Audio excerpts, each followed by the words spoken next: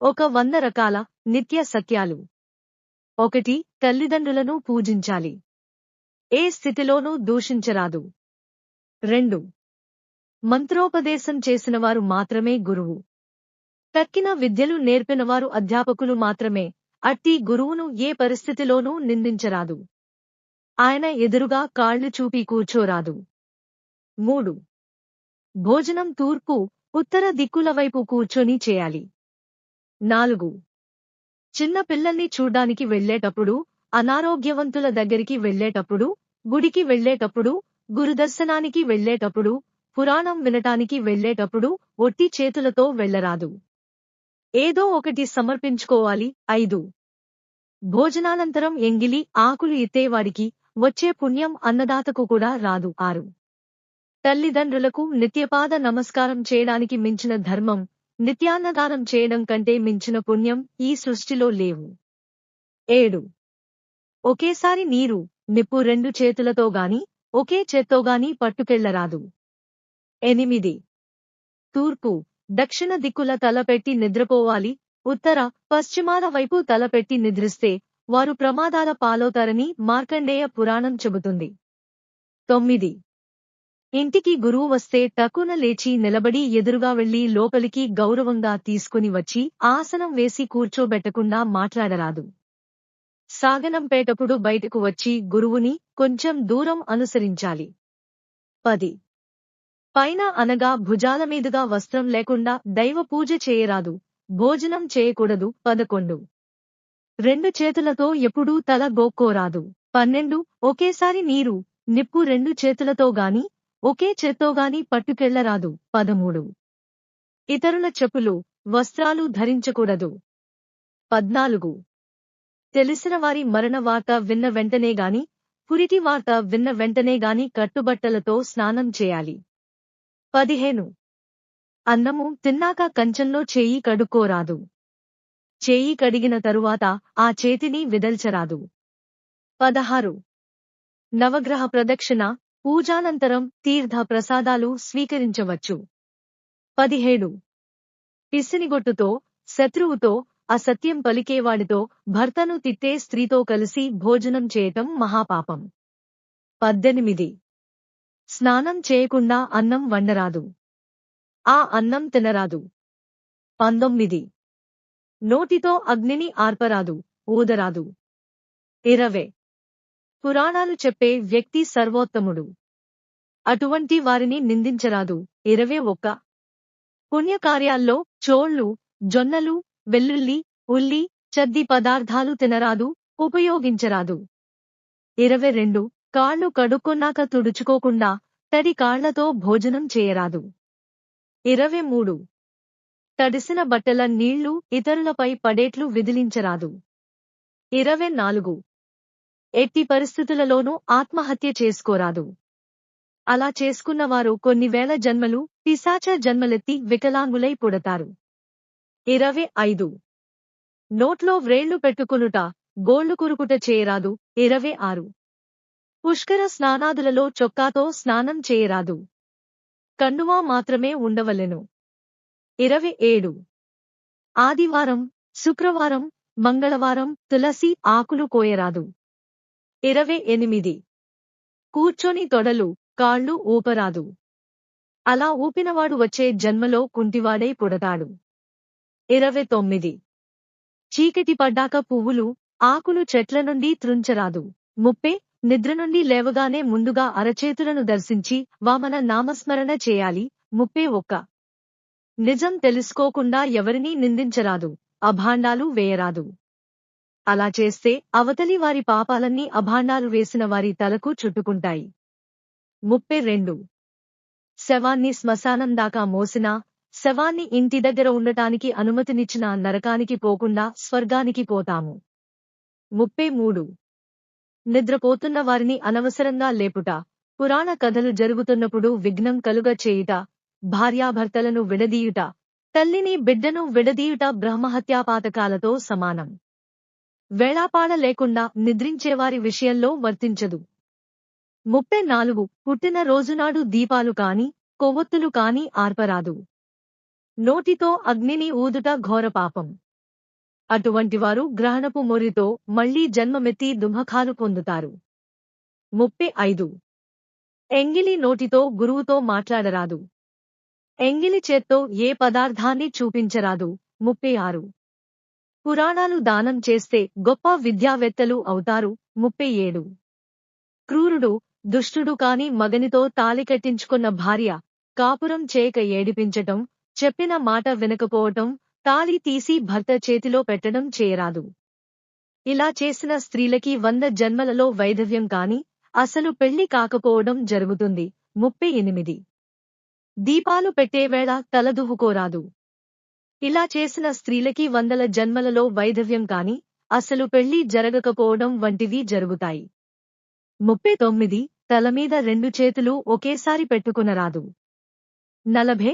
వికలాంగులను వేళాకోళం చేయరాదు. 41. ఒకరి బట్టలు మరొకరు కట్టరాదు. ఒకరు తీసివేసిన జందెం మరొకరు ధరించరాదు. ఒకరు తీసివేసిన జందెం మరొకరు ధరించరాదు. 42. సంకల్పం చెప్పకుండా నదీ స్నానం పనికిరాదు. ఒకవేళ చేస్తే ఇంటిలో స్నానం చేసినట్లే. నదీ స్నాన ఫలితం రాదు. 43. ఉమ్మితో వేళ్లు తడిపి పుస్తకంలో పుటలు తిప్పరాదు. 44.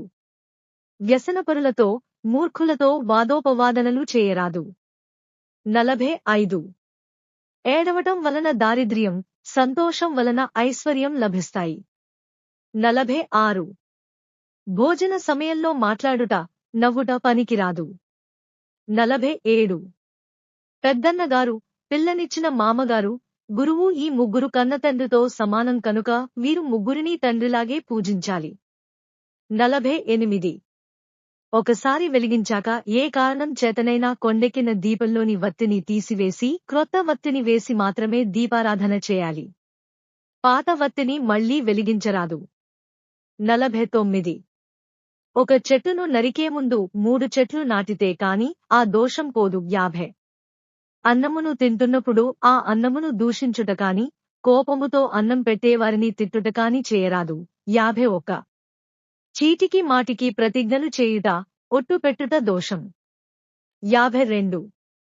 నిలబడి కాని, అటు ఇటు తిరుగుతూ కాని అన్నం తినటం వల్ల క్రమంగా దరిద్రుడవుతాడు. రాబోయే జన్మలో బిచ్చగాడు అవుతాడు. 53. నోట్లో వ్రేళ్లు పెట్టుకునుట, గోళ్లు కురుకుట చేయరాదు. 54. నదిలో చీమిడి చీదుట, ఉమ్ముట, చిల్లర డబ్బులు వేయుట దోషం. 55. ఒడిలో కంచం పళ్ళాలు పెట్టుకుని ఏ పదార్థాలు తినరాదు. అలా చేస్తే ఘోర నరకాలు కలగటమే కాక వచ్చే జన్మలో దరిద్రులై పుడతారు. 56. చీటికి మాటికి తనను తాను నిందించుకునుట, అవమానించుకునుట, తక్కువ వేసుకునుట చేయరాదు. 57. గురువు ద్వారా మంత్రోపదేశం పొందనివాడు ఎప్పటికీ తరించలేడు. కనుక ఉపదేశం పొందితీరాలి. 58. చెట్లు, దేవతా విగ్రహాలు ఈశాన్యంలో ఉంటే వాటిని బరువులుగా భావించి తీసివేసేవారు, తీసివేయమని సలహా ఇచ్చేవారు 7 జన్మలు ఉబ్బసపు రోగులుగా పుడతారు. ఈ పనులు చేయుట దైవద్రోహం కనుక చేయరాదు. 59. గురువులకు, అర్చకులకు, పౌరాణికులకు సరిగా పారితోషమివ్వక వారికి రుణపడేవారు 100 జన్మలు కుక్కలుగా, చండాలురుగా పుట్టి కష్టనష్టాల పాలవుతారు. 60. శివలింగార్చన ఆడవారు కూడా చేయవచ్చు. 61. ఇంట్లో విగ్రహాలుంటే ఏమీ ప్రమాదం లేదు. పరులకు అపకారం కోరి పూజ చేసేవారికి మాత్రమే నియమాలు. తక్కిన వారికి పూజా విషయాలలో పెద్ద పెద్ద నియమాలు లేవు. 62. ఎంత కోపం వచ్చినా తల్లిదండ్రులను, గురువును కొట్టరాదు. వారిపైకి చెయ్యి ఎత్తరాదు. ఇంటి నుండి గెంటివేయరాదు. వారికి పెట్టకుండా పదార్థాలేవీ తాను తినరాదు. 63. పాచి ముఖంతో అద్దం చూసుకొనరాదు. 64. మేడి చెట్టుకు ప్రదక్షిణ, రావి చెట్టుకు పూజ, వేప చెట్టును నాటుట, మామిడి పళ్ళు దానం, అశ్వమేధ యాగ ఫలితాన్ని ఇస్తాయి. 65. తీర్థం తీసుకున్నాక ఆ చేతిని కడుక్కోవాలి తప్ప అరచేతిని తలపై రాసుకునరాదు. 66. పాడైపోయిన లేక శిథిలమైపోయిన దేవతల పటాలు లేక విగ్రహాలు కాలువలో కాని, చెరువులో కాని, సముద్రంలో కాని కలుపవలెను. ఏమీ లేకపోతే గొయ్యి తీసి అందులో పాతిపెట్టవలెను. 67 ఉపవాసం ఉన్నప్పుడు, జాగరణ చేసినప్పుడు పరుల దోషాలు తలుచుకోరాదు. 68 శివాలయంలో నందికి దగ్గరగా దీపారాధన చేయరాదు. కొంచెం దూరం ఉంచాలి. 69 తల వెంట్రుకలతో కూడిన అన్నం పండితులకు, గురువులకు పెట్టరాదు. సాధ్యమైనంత జాగ్రత్త వహించాలి. పొరపాటున అన్నంలో వెంట్రుకలు వస్తే ఆ అన్నం తీసివేసి మళ్లీ వడ్డించి నెయ్యి వేయాలి. 70 అన్నం తింటున్న వారెవరినీ తిట్టరాదు, దెప్పి పొడవరాదు. 71 కొడుకు పుట్టిన వెంటనే తండ్రి కట్టుబట్టలతో స్నానం చేయాలి. ఆ కుమారుడు మరణించినట్లయితే తండ్రితో పాటు అందరూ కట్టుబట్టలతో స్నానం చేయాలి. 72 ఇస్తానని వాగ్దానం చేసి దానమివ్వనివాడు 100 జన్మలు దరిద్రుడై పుడతాడు. వాగ్భంగం చాలా దోషం. 73 కొబ్బరికాయ కొట్టాక వెనుక వైపు పీచు తీయాలనే నియమం కూడా తప్పనిసరి కాదు. శుభ్రత కోసం పీచు తీయవచ్చు, తీయకపోతే దోషం లేదు. 74 తరచుగా కాలినడకన పుణ్యక్షేత్రాలు దర్శిస్తే మంచి జన్మలు కలుగుతాయి. దీనిని కాయిక తపస్సు అంటారు. 75 గురువునకు ఉపదేశ సమయాలలో కాని, పురాణాదులు వినేటప్పుడు కాని పాదాలు ఒత్తితే 7 జన్మల పాపాలు తొలగుతాయి. 76 కొబ్బరికాయను నీళ్లతో కడిగి కొట్టడం చాలా తప్పు. కొబ్బరికాయను పీచు ఒలిచివేశాక నీళ్లతో కడగరాదు. 77 దీపారాధనకు ఒక కుంది మాత్రమే వాడినప్పుడు 3 ఒత్తులు వేయాలి. 78 అష్టమి, పూర్ణిమ, చతుర్దశి కాలంలో స్వయంపాకం దానం చేస్తే అన్నపానాలకు ఏనాడు లోటుండదు. 79 ఎక్కువ వేడిగా, ఎక్కువ చల్లగా ఉండే పదార్థాలు స్వీకరించరాదు. 80 భోజనం చేసిన వస్త్రాలు ఉతికి ఆరవేయకుండా వాటితో దైవ పూజ చేయరాదు. 81 నిత్యం తాము వాడే పాత్రలలో పండితులకు ఆహారం పెట్టుట దోషం, కనుక ఆకులలో కాని, క్రొత్త పాత్రలలో కాని వారికి ఆహారం పెట్టాలి. 82 గృహప్రవేశ కాలంలో గాని, ఏడాదిలోపు గాన్యాయింతమణి ద్వీప పారాయణం చేయడం మంచిది. ఇది వాస్తు దోషాలను పరిహరిస్తుంది. 83 భోజనానికి ముందు, అనంతరం కూడా కాళ్ళు కడుక్కోవాలి. 84 సకల పురాణేతిహాసకోవిదుడు కానివాని వద్ద మంత్రోపదేశం పొందరాదు. 85 రేపు చేయవలసిన పనిని ఈ రోజు పని ఈ క్షణమే చేయాలి. వాయిదాలు పనికిరావు.